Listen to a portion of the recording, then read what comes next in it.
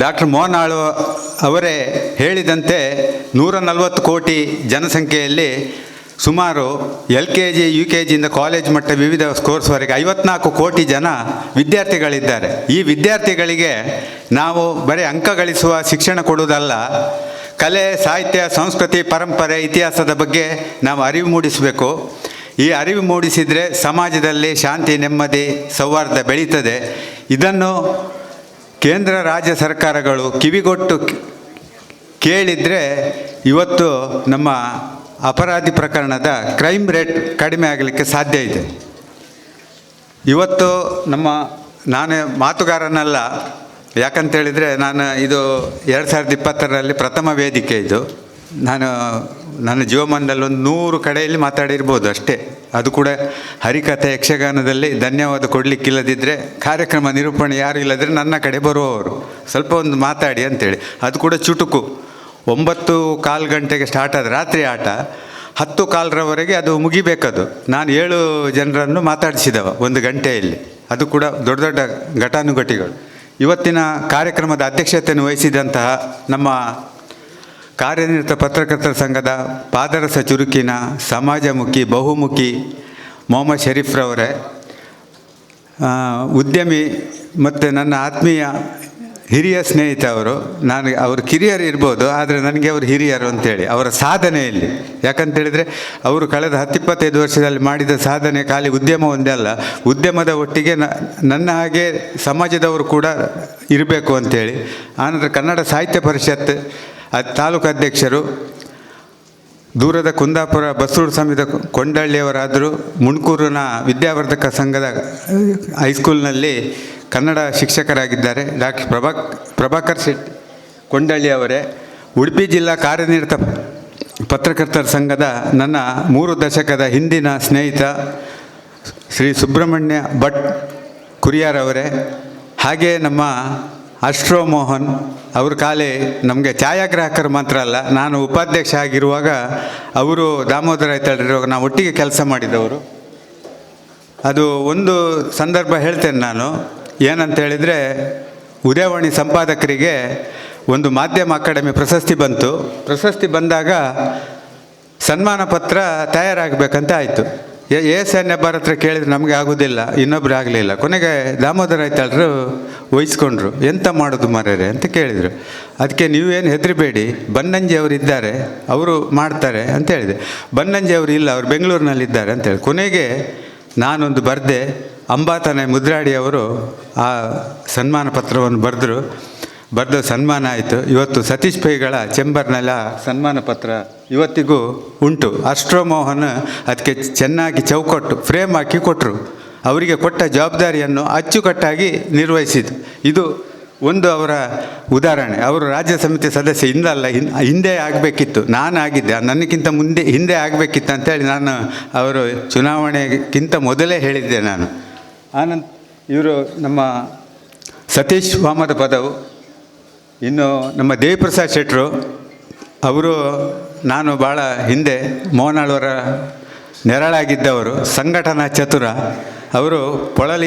ನಾನು ಕೇಳಿದೆ ಆಗ, ಪೊಳಲಿ ರಾಜೇಶ್ವರಿ ಹೇಳಿದರೆ ನೀವು ಬಹುಶಃ ಕೊಡಮಣ್ಣು ಗುತ್ತಿನವ್ರು, ಪರಂಗಿಪೇಟೆ ಹರ್ಕುಳದವರು ಅಂತೇಳಿ. ಹೌದಂತ ಹೇಳಿದರು.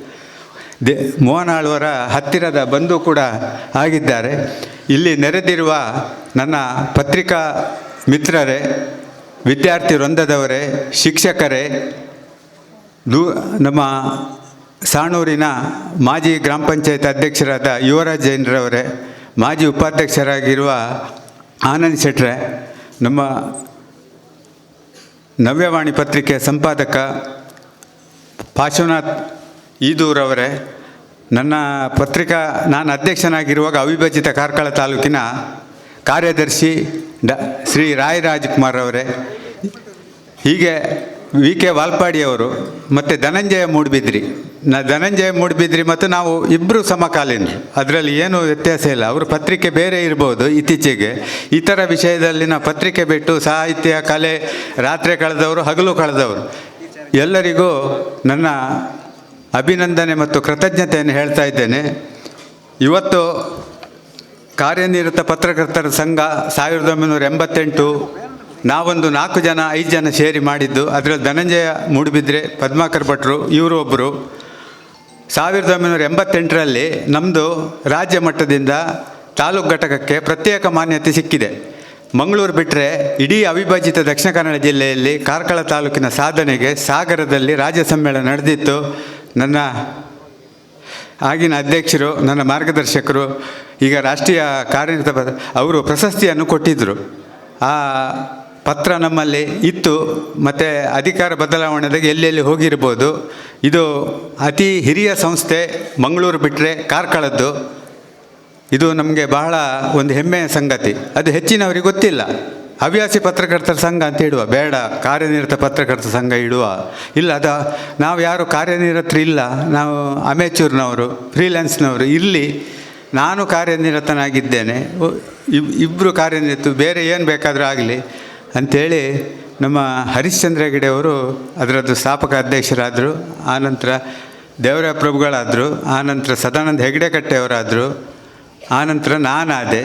ಆನಂತರ ಮೂಡುಬಿದ್ರೆ ಘಟಕ ಪ್ರತ್ಯೇಕ ಆಯಿತು. ಈಗ ಹೆಬ್ರಿ ಘಟಕವೂ ಆಯಿತು. ಒಟ್ಟಿನಲ್ಲಿ ನಾವೀಗ ಹಿಂದಿನ ಕಥೆಯನ್ನು ಹೇಳುವುದಲ್ಲ, ಮುಂದೆ ನಾವು ಹೇಗೆ ಹೋಗಬೇಕು ಅಂತ ಹೇಳೋದು ಮುಖ್ಯ.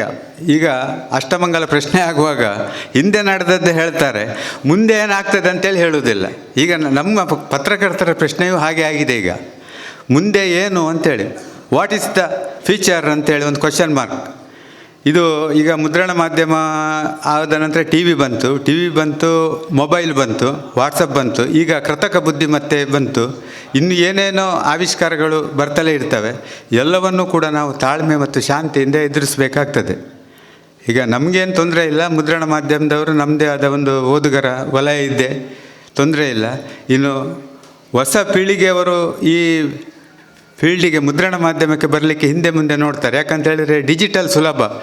ಇದು ನೀವು ಪ್ರಿಂಟ್ ಮಾಡಿ, ಕರಡು ತಿದ್ದಿ, ಅವರಿಗೆ ಪೋಸ್ಟ್ ಮಾಡಿ, ಹಂಚಿ ಗಿಂಚಿ, ಇದೆಲ್ಲ ಕಷ್ಟದಾಯಕ. ಈಗ 1 ಕಿಲೋಮೀಟ್ರ್ ನಡ್ಕೊಂಡು ಹೋಗಲಿಕ್ಕೆ ಯಾರೂ ತಯಾರಿಲ್ಲ. ನಾನು ಇಲ್ಲಿಗೆ ಭಾಳ ಬೇಗ ಬಂದದ್ದು ಯಾಕಂತ ಹೇಳಿದರೆ ನಡ್ಕೊಂಡು ಬರಲೇಬೇಕು ಅಂತೇಳಿ. ನನಗೆ 2-3 ಕಿಲೋಮೀಟ್ರ್ ನಡೆಯೋದಿದ್ರೆ ನನಗೆ ಸಮಾಧಾನ ಇಲ್ಲ. ಕೆಲವರಿಗೆಲ್ಲ ಆಗೋದಿಲ್ಲ. ಈ ಪ್ರದೇಶಕ್ಕೆ ನಾನು ಸೈಕಲ್ನಲ್ಲಿ ಬಂದವ, ಈಗಲ್ಲ, 83-84ನೇ ಇಸ್ವಿಯಲ್ಲಿ. ಹಾಗಾಗಿ ಒಮ್ಮೆ ಸೈಕಲ್ ಪ್ಯಾಚ್ ಆದಾಗ ಒಳ್ಳೆ ಇಟ್ಟೆ, ಮತ್ತು ನಡ್ಕೊಂಡು ಹೋದೆ ನಾನು. ಹಾಗೆ ಈ ಒಂದು ಸಮಾರಂಭದಲ್ಲಿ ನನಗೆ ಇದು ಮಾಡಿದ್ದಕ್ಕೆ ಇದು ಕೃತಜ್ಞತೆಯನ್ನು ಸಲ್ಲಿಸುತ್ತಾ, ನಮ್ಮ ಇಲ್ಲಿಯ ಸಮೀಪದ ಸಾಣೂರಿನ ಬಗ್ಗೆ ನಾನೀಗ ಮಾತಾಡಬೇಕಂತೇಳಿ ಹೊರಟದ್ದೀಗ. ಸಾಣೂರಿನ ಒಂದು ಸಣ್ಣ ಊರು ಇದು. ಪುತ್ತಿಗೆ ಚೌಟರ ಸೀಮೆಗೆ ಒಳಪಟ್ಟಿದೆ. ಇವತ್ತಿಗೂ ಅದರ ಸಾಕ್ಷಿಯ ಹೆಜ್ಜೆಗಳುಂಟು. ನಮ್ಮ ವಿಶ್ವಕರ್ಮ ಸಮಾಜದ ಕೂಡುವಳಿಕೆ ಇವತ್ತಿಗೂ ಮೂಡುಬಿದ್ರೆ ಕಾಳಿಕಾಂಬ ದೇವಸ್ಥಾನಕ್ಕೆ ಸೇರಿದೆ ಸಾಣೂರು ಗ್ರಾಮ. ಎರಡನೇದು, ಇಲ್ಲಿಯ ಪುತ್ತಿಗೆ ಸೋಮನಾಥೇಶ್ವರ ದೇವಸ್ಥಾನದ ಏನು ಇದು ತಂತ್ರಿಗಳೇ ಇಲ್ಲಿ ಬರಬೇಕು, ಕೂಡುಕಟ್ಟು. ಇದು ಚೌಟರ ಸೀಮೆ ಅದು ಭೈರವ ಸೀಮೆ, ತಾಲೂಕು ಕಾರ್ಕಳ ಆಗಿರ್ಬೋದು. ಇದು ಚೌಟರ ಸೀಮೆ ಉತ್ತರ ದಿಕ್ಕಿನ ಕೊನೆಯ ಗ್ರಾಮ ಇದು. ಇಲ್ಲಿ ಇತ್ತೀಚಿನ ದಿನಗಳಲ್ಲಿ ಒಬ್ಬಳು ಶಾಲಾ ಶಿಕ್ಷಕಿ ಶ್ರೀಮತಿ ಆಸ್ಮಾ ಹೇಳುವವರು 1,000 ಸಾವಯವ ನಶಿಸಿ ಹೋಗುತ್ತಿರುವ ಭತ್ತದ ತಳಿಯನ್ನು ಸಂರಕ್ಷಿಸಿದ್ದಾರೆ. ಅವರಿಗೆ ಹಲವು ಕಡೆ ಸನ್ಮಾನ ಆಗಿದೆ. ಇದು ಸಾಣೂರಿನವರು. ಧರ್ಮಸ್ಥಳ ಬಾಹುಬಲಿ ಮೂರ್ತಿಯನ್ನು ಸಾಗಾಟ ಮಾಡುವಾಗ ನಿರ್ಮಿಸಿದ ಹೊಸ ಆಗ 73ರಲ್ಲಿ, ಅದು 23ರಲ್ಲಿ ಹೋಗಿದೆ. 50 ವರ್ಷ ಆದ ನಂತರ ಅದು ತೆರವಾಗಿದೆ. ಈಗ ಹೊಸ ಸೇತುವೆ ಆಗಿದೆ. ಕಾರ್ಕಳ ಬಿಟ್ಟರೆ ಇಲ್ಲಿ ರೈಸ್ ಮಿಲ್ಗಳು, ಮತ್ತು 100 ವರ್ಷದ ಹಿಂದೆ ದರ್ಗಾ ಶರೀಫು. ಇಲ್ಲೇ ಒಬ್ಬರು ಇರುವತ್ತೂರು ಅಂತ ಊರಿದೆ, ಅಲ್ಲಿ ಅಂಕಲ್ ಅನಂತ್ ಪೈ ಅಂತ ಹೇಳಿದರು. ಅವರು ಮುಂಬೈ ಮಹಾನಗರಿಯಲ್ಲಿ ಟೈಮ್ಸ್ ಆಫ್ ಇಂಡಿಯಾ ಪತ್ರಿಕೆಯವರು ಇಂಡಿಯಾ ಬುಕ್ ಡಿವಿಷನ್ ಸಂಸ್ಥೆ ಫ್ಯಾಂಟಮ್ ಎನ್ನುವ ಮಕ್ಕಳ ಕಥಾ ಮಾಲಿಕೆ ಪ್ರಕಟವಾಗ್ತಿತ್ತು. ಇಂದ್ರಜಾಲ ಕಾಮಿಕ್ಸ್ನಲ್ಲಿ ಅವರು ಮಕ್ಕಳಿಗೆ ರಸಪ್ರಶ್ನೆ ಕೇಳುವ ಜವಾಬ್ದಾರಿ ಅವರಿಗಿತ್ತು.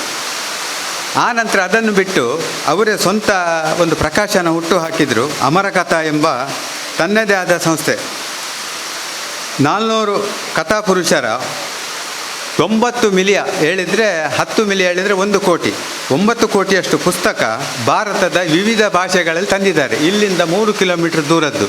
ಅವರು ಎಳವೆಯಲ್ಲಿ 2 ವರ್ಷ ಇರುವಾಗಲೇ ಅವರ ತಂದೆ ತಾಯಿ ತೀರಿ ಹೋಗಿದ್ದರು, ಅವರು ತಬ್ಬಲಿ ಆಗಿದ್ದರು.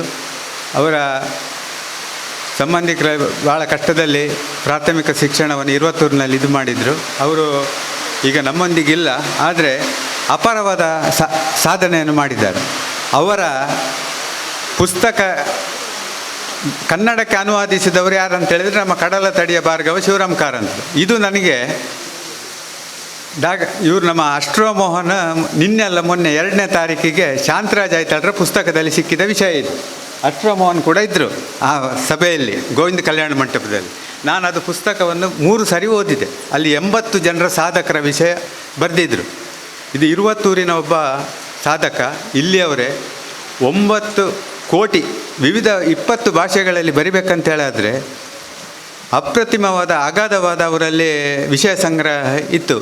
ಅಂಥ ಒಂದು ನಮ್ಮ ಅಂಕಲ್ ಅನಂತ್ ಪೈ ಅವರ ಬಗ್ಗೆ ನಮ್ಮ ಕಾರ್ಯನಿರತ ಪತ್ರಕರ್ತರ ಸಂಘದವರು ಏನಾದರೂ ಅವರು ಕುಟುಂಬದವರು ಇದ್ದರೆ ಅಥವಾ ಅವರು ಇದ್ದರೆ ಏನಾದರೂ ಮಾಡಿದರೆ ಒಂದು ಜಿಲ್ಲೆಗೂ ಒಂದು ರಾಷ್ಟ್ರಮಟ್ಟದ ಸಾಧಕರನ್ನು ಗುರುತಿಸಿ ಗೌರವಿಸಿದಂತಾಗ್ತದೆ ಅಂಥೇಳಿ ಈ ಸಂದರ್ಭದಲ್ಲಿ ನಾನು ಸವಿನಯವಾಗಿ ಪ್ರಾರ್ಥನೆ ಮಾಡ್ತಾ ಇದ್ದೇನೆ. ಇದು ಒತ್ತಡ ಅಲ್ಲ, ಆಗ್ರಹ ಅಲ್ಲ, ಇದು ನನ್ನ ಒಂದು ವಿನಂತಿ. ಇದಕ್ಕೆ ಶಾಂತರಾಜ್ ಐತಾಳ್ರು ಕಾರಣ, ನಾವ್ಯಾರಲ್ಲ.